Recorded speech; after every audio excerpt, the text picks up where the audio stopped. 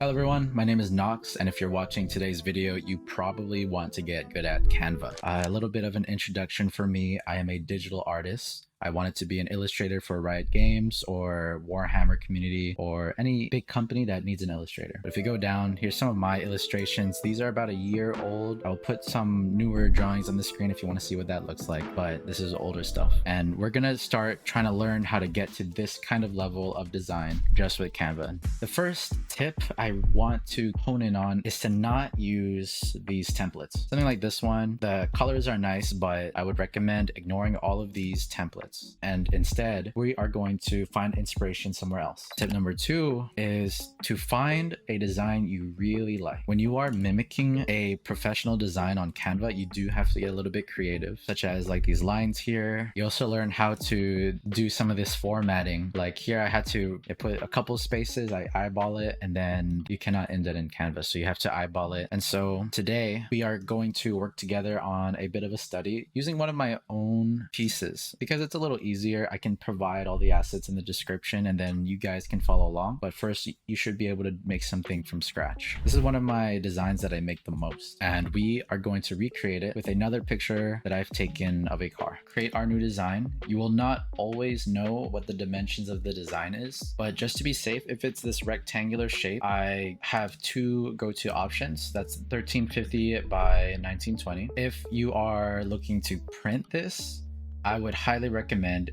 18 by 24.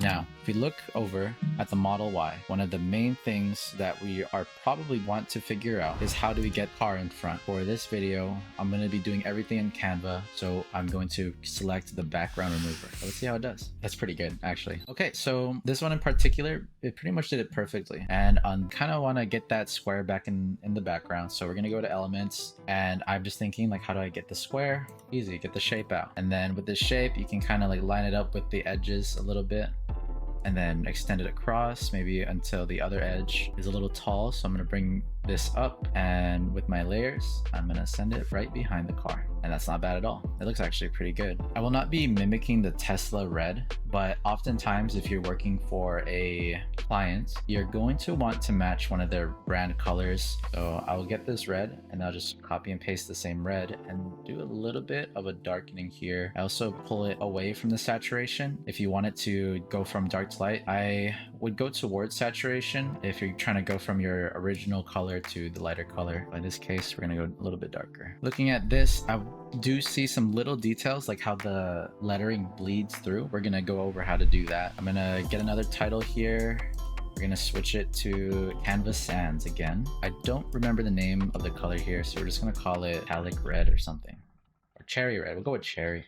Now, I often do not use many font types. I recommend never going more than 2 typefaces. I'm just going to stick to my Canvas Sans here. This is how I'm going through it, because when you start the design versus when you're finishing it, it actually will look really different than your first vision. If you don't like it, you can switch the typing. You can figure out how you would do it. Since we're just practicing, we have 2 ways to do this. So I could just copy and then paste it here. I can tell from the design itself that it's more so this alignment.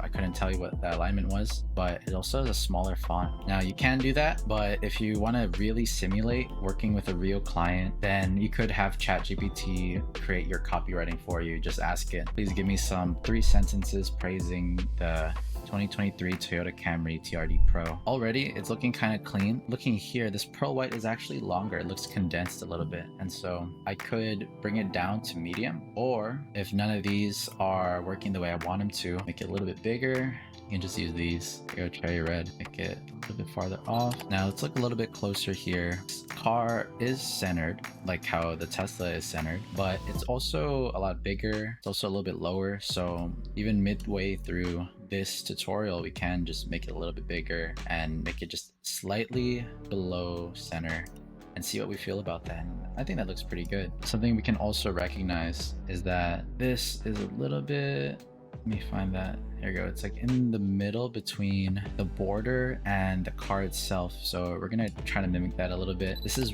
really, really small attention to detail that you can replicate. And if you can make a carbon copy of the design you're working with, you'll have a lot easier time making your own designs and your own graphics. Okay, so this is looking pretty good so far. The background behind the text on the bottom is a little light. It makes it a little difficult to actually read. So what I'm going to do here is I'm just going to grab a shape. I am going to use this. I recommend using show layers, because with show layers you have a lot easier time moving stuff around. But for this, I'm actually going to make a gradient. Turn off this transparency, make this black, and there it is. Just switch these two, and now it's on the bottom. So we zoom in just a little bit. I like to let this bleed out slightly, because what will happen sometimes is you can actually see at certain zoom ins the small pixel between your shape and the corner. So it's nice to let that bleed a little bit. So now looking at it, this is helping quite a bit. I can extend it, I can lower the transparency, and then just play with that as much as I need to before I find what I want. That looks great. I can also copy it and put it on the top and just switch the gradients here. I will layer it behind the shape because it will help the shape pop out. There we go. And we can start adjusting things. I can turn up the brightness, turn up the contrast a little bit, and that's already looking nice. I can play around with the highlights. Something I like to do is I like to go to the most extreme end on both sides and see what I like. And you can kind of surmise right there is what I want to try out. So dark, really bright. Normally I turn up the shadows and then I'll play with the deep blacks and see what I like the most. And sometimes I will turn the shadow all the way up and I'll turn the blacks up as well. For these whites, we're gonna just give it a shot and look around, and I'm liking this look right here. That's looking pretty clean. We will continue with the adjustments. Get some vibrance going. Doesn't change it too much. I believe it's only on the blue. It really is only on the blue, which you can kind of like eyeball and then think to yourself, what do I like more? And you play with the saturation a little bit. Now looking at the back is actually pretty saturated. If you look closely, you see this red here? Very saturated red. So I'm going to go back in and I'm clicking on the background right now. Normally I start from the top and go down because in that order, it actually works just fine. Starting with the brightness and the contrast, turning up the contrast if you want to, turning it down. I think here I might turn it up